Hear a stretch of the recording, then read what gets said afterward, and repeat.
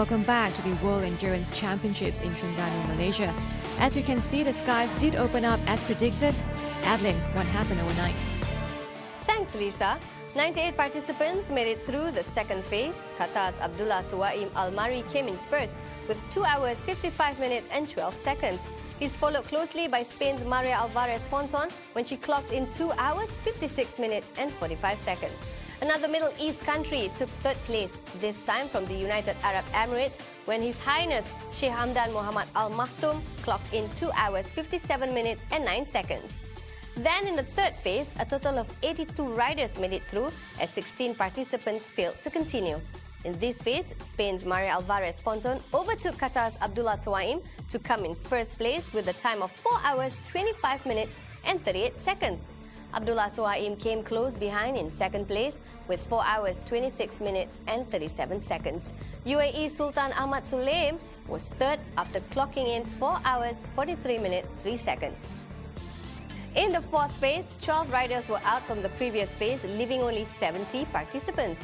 Maria Alvarez Ponton, along with a four-legged companion Nobi, continued their first-place domination, this time after 6 hours, 7 minutes, 57 seconds. And Qatar's Abdullah Tuwaim maintained his second position with a total of 6 hours, 11 minutes, 5 seconds. Then Argentine Agustin Vita rise to the third spot with 6 hours, 19 minutes and 53 seconds. Up next in the fifth phase, only 57 competitors are still in the game. No surprise, the lady from Spain continued her dominance in this loop.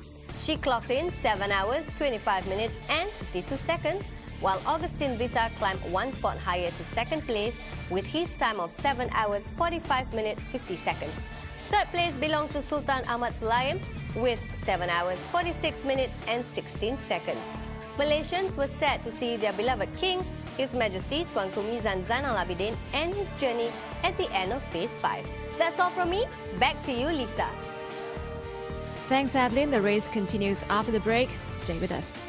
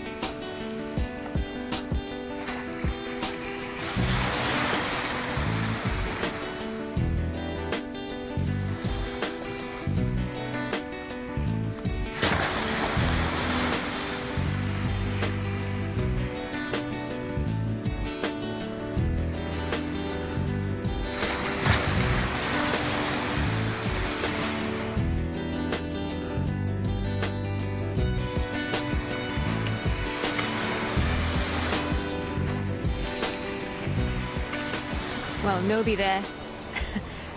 Just can't wait to get out.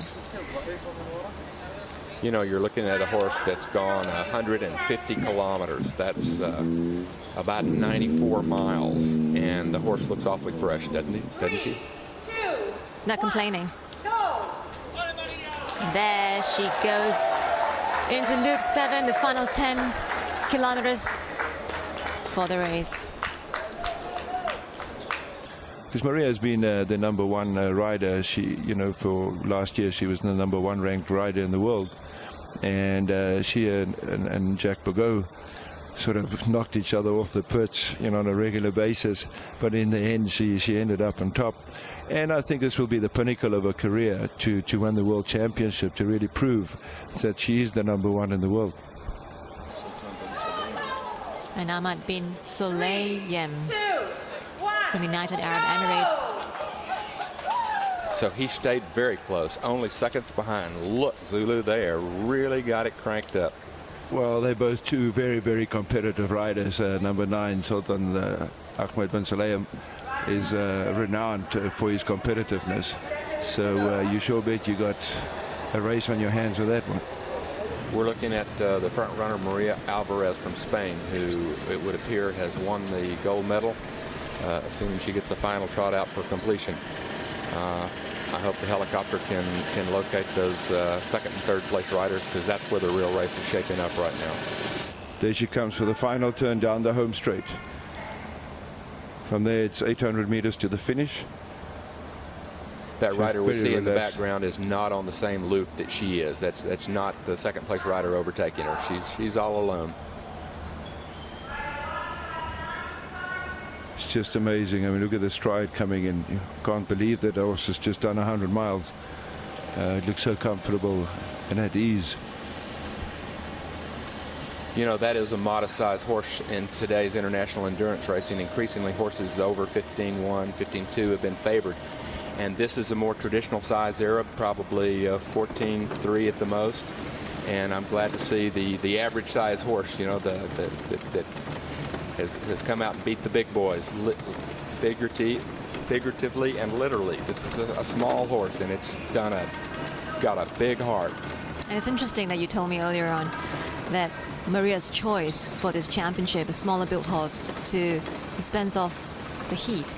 Yeah, the bigger horses don't dissipate the heat as easily, and I think she selected this horse for this competition, and she obviously made a wise choice. So she made a really quick run in the first phase and then slowed down. What sort of strategy do you think she was on? Well, she knew her horse. She was doing just what it took to stay in the position that she was trying to maintain. And it turns out she had a horse good enough to do it. A lot of people aspire to that. Very few can pull it off.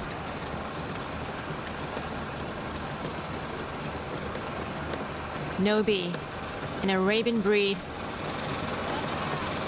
still looking so energetic. You know, it gives me chills up my arms to see this wonderful finish in this morning light. You can see the joy in that horse. He's so happy, as is she, coming in. It's galloping through 160 kilometers in such wonderful condition. There's joy in the hearts of a lot of people from her country and her team and all the fans that love this sport. Maria and Nobi finishing first. But to confirm that, she will have to go through the final vet check and pass through. Let's hope we can get a helicopter shot here soon of the second and third place horses. And you can see Nobi knows it.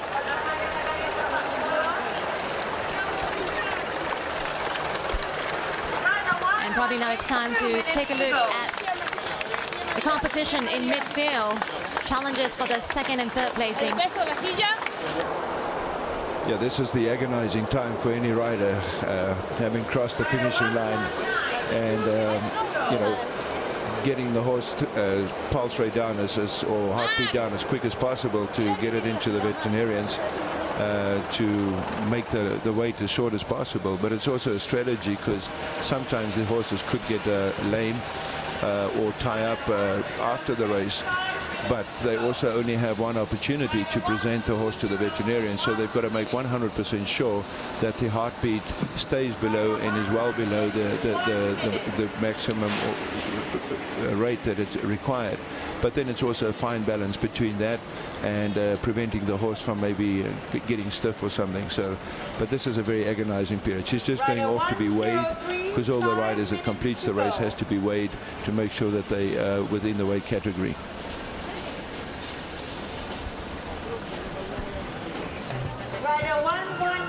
Okay, we're going to take another short break. There you have shots of our winner. When we come back, we'll show you the competition in second and third place. Don't go away.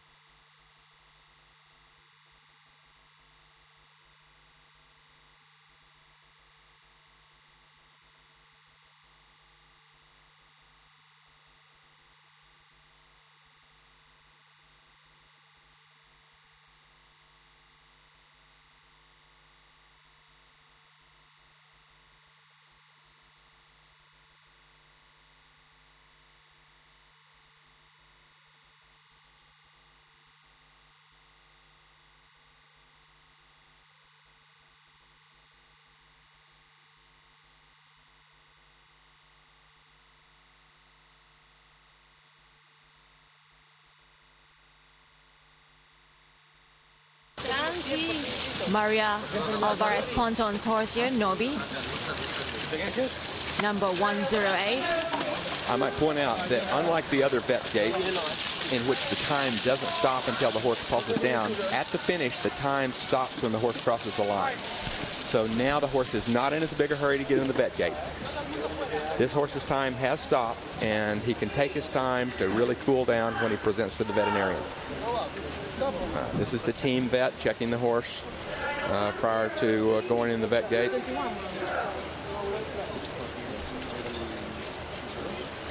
You see some of the team members trying to block off the cameras because they've got this belief, and it actually does happen, where the cameras tend to chase up the heart rate of the horse if they get too close.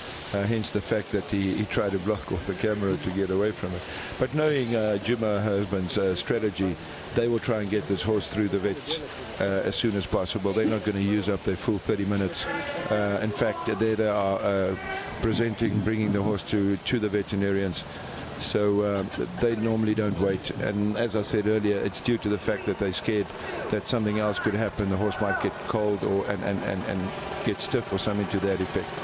So the procedure now would be as the president of the veterinary commission, the foreign veterinary delegate, and a line vet would now vote on the horse on the motion. First of all, the line vet will take the heart rate, and once he's finished with that, the horse will be trotted, and that's when they have a secret vote, and that is then handed over to a member of the grand jury. And part of the training as a member of the grand jury is to keep a poker face, because everybody kind of stares down your eyes to see what the result might be, and you have to keep it to yourself. And then obviously when everybody is happy with the horse metabolically, etc., only then the result is made known to the rider. And I think those are the worst 2.5 minutes in your life to wait for something like that.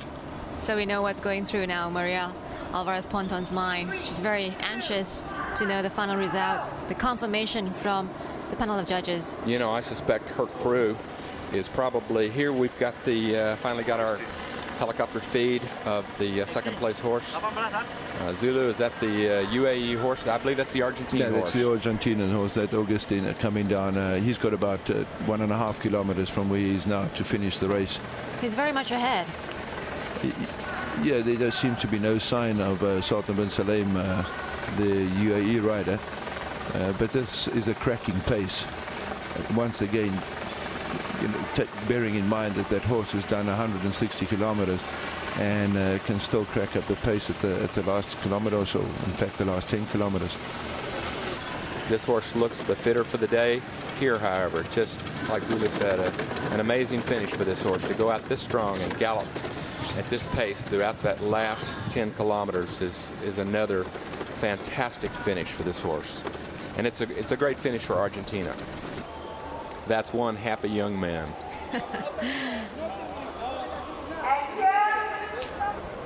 That's our third place rider, Sultan bin Saleem. From there, he's got about 1.5 kilometers to go. With his horse there, Tarzul Al Pari. It looks like his horse is moving nicely. Again, he's opened a big gap on fourth place. So these are the standings after phase 6, before the final phase here. And we have our champion there, Maria Alvarez Ponton, who led almost throughout the race, except the second phase. And look at this team, they're going to try and finish abreast. Again, the horses all look good. We've got the three amigos, all buddies from the UAE coming in together. And I'm sure right now they are feeling a certain kinship. This has been the result of a lot of work and a lot of preparation. And I know that they're really proud to have finally brought home a gold team medal for the UAE. There is a great deal of national pride that's no doubt associated with the team competition and being able to be successful in this team event. We still have 2 other team placings to sort out and determine, and it'll be interesting to see how that stacks up. They're from Qatar. So I think they know that they're going to come in here and they're hoping to win the silver medal here.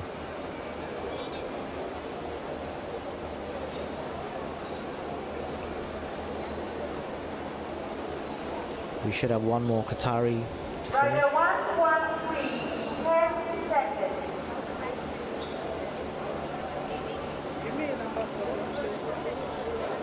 That's the last Qatari rider. Coming home now, Mohammed Sultan Al Suwaidi, just behind his teammates. This should clinch the silver medal for Qatar. I'm with the winner, individual winner, Maria Alvarez Ponto. So Maria, how was the whole ride for you?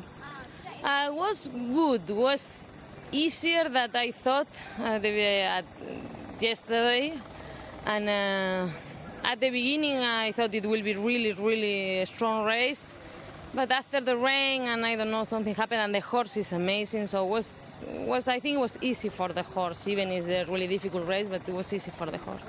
And overall, what do you have to say about your team, about your horse, about the whole experience here?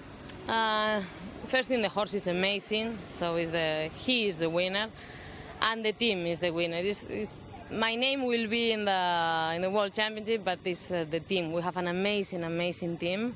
I think people can see in TV how these people work, and the organization, the race, the track, everything. I think is really good. Thank you so much, Maria. Phase 1. Average speed was 20.45 kilometers per hour. That was the fastest, well, actually second fastest speed. And then with the final loop 7, check that out, 21.41 kilometers per hour. She took 8 hours, 48 minutes, 06 seconds to complete the race. Second place here, Agustin Vito from Argentina, astride Baraka Altama. Agustin finished in 8 hours, 57 minutes, 55 seconds. Look at that, Peter, 28.06. Yes, Lisa, I was going to say, check out that. That's the fastest time I've ever seen for an average speed for an entire loop. He wanted to make sure he didn't get caught and lose that silver medal. That's right, yeah, the UAE rider coming up behind him. They left the gate very much together. There was only a few seconds separating them, and Agustin made sure that he got that silver medal. And he was way ahead from the UAE rider here. Ahmed bin Sulayem in third place. Astride Tazul El Pari.